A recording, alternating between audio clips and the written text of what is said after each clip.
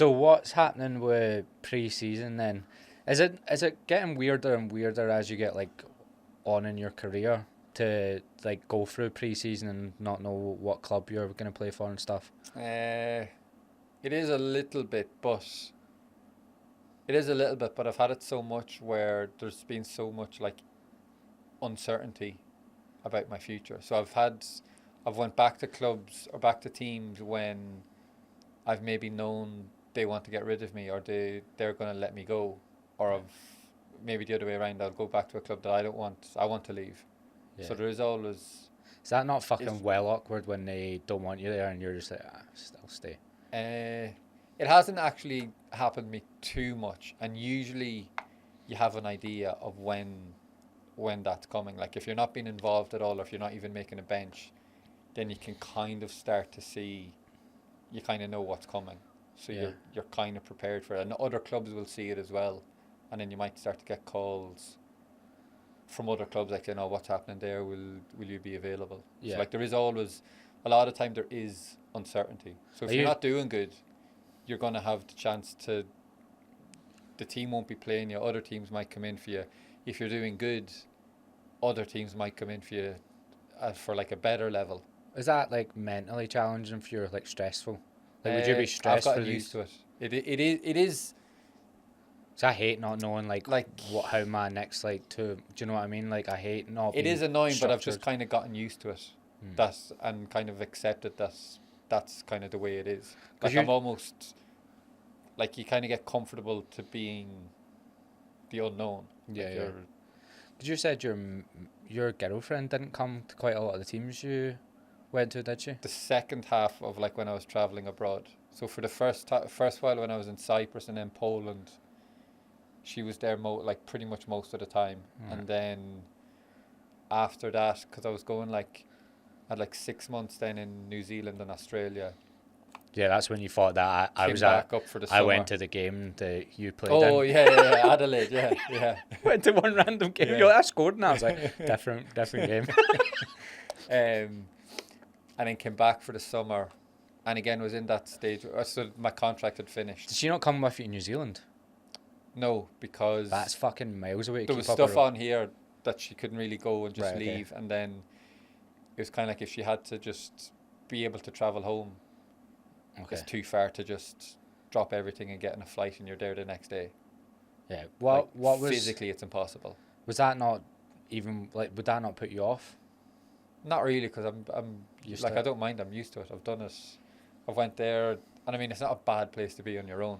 Like New Zealand. Yeah. And you're playing in Australia all the time anyway, aren't you? Yeah. So half of the time you're traveling over and back, and then when I came back after that summer, I ended up signing in Israel, which was a lot different on my own, because it's where I was a tiny little town right up in northern Israel, and like the team wasn't doing good, and I just wasn't enjoying it. So that was probably the worst time where I was living on my own. Then it just got to like January time and I had a chance to move back to Poland.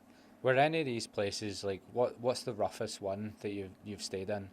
Though I'd still find it mad that do you speak about it that much? The fact you went to a team in Cyprus and then went to the rivals, because I was imagining Cyprus to be like the league not to be that intense. And like I said, I fried my head going on your social media. I honestly think I would be better at this podcast if I just didn't watch it, because then I come in and my head's absolutely fried. I've watched you pretend to be Zlatan Ibrahimovic and saying you're scared of. Oh shit! Yeah. And then I'm like, oh, what am I going to talk to this guy about?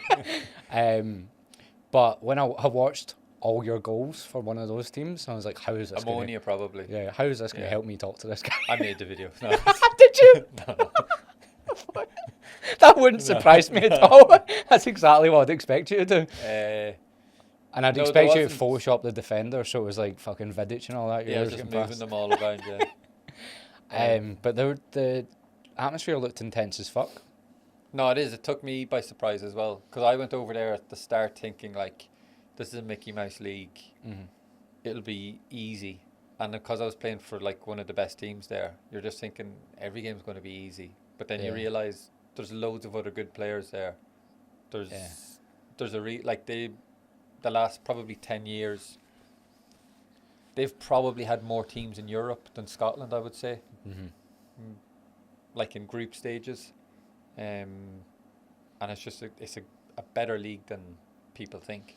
Because I would say the fans are crazy. Yeah, the fans that's are all I really noticed was passionate. like when you scored, like people were mental. Yeah, Like it was mental. Yeah, And you don't see that often from other leagues, like compared to like say Celtic games and stuff. Because even like the Australian league is like the chance those people. It's rough. It's rough. I told you I went to that Central Coast when Jason Cummins was playing for them. Oh, we no. just randomly, me and my mate went back to one of my friends. He went to Australia for the first time. I met him in Sydney, and we just randomly became big Jason Cummins fans. Yeah. For no reason. So we went, we'll go up and see the Cum Dog. I'm a Celtic fan. I have no affiliation with Jason Cummins. Yeah. But we'll go up and watch. So was it Central Coast? Mariners. Yeah. And they were doing, Celtic do the Come On You Boys in Green. Yeah. They were doing that, but it was just within the same Within stand. themselves, yeah, I can imagine. And it was Come On You Boys in Yellow. And we just shouting it back to them. Long. And I was in the middle, and then they were having a altercation with whatever the SFA version is. Yeah.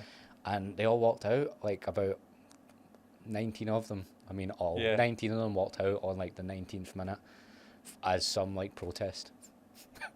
I was just like, what's going on in this place? That's what I was imagining like Cyprus would be like after being in places like that, but that was completely different. Yeah, no, two completely different cultures, like towards football. Yeah. Cyprus was intense. It's like Australia don't even care about football, do they? Plus, there was actually probably the top 5 teams at the time, probably 5-6 teams. When they'd all play each other, it would be like 5 or 6 derby games. Like obviously the main one was Apoel and Ammonia. Yeah. But then even when Apoel would play Apollon and IL, who were both Limassol teams, right, those games were felt as hostile and intense as they were local derbies. Because the island's probably so small as well. Yeah, I've no knowledge of Cyprus, and I've been to it. Like we went to Ayia Napa, and just that's always seen as a strip. I didn't realise there's more to the place. There's an Ayia Napa team in Cyprus, yeah.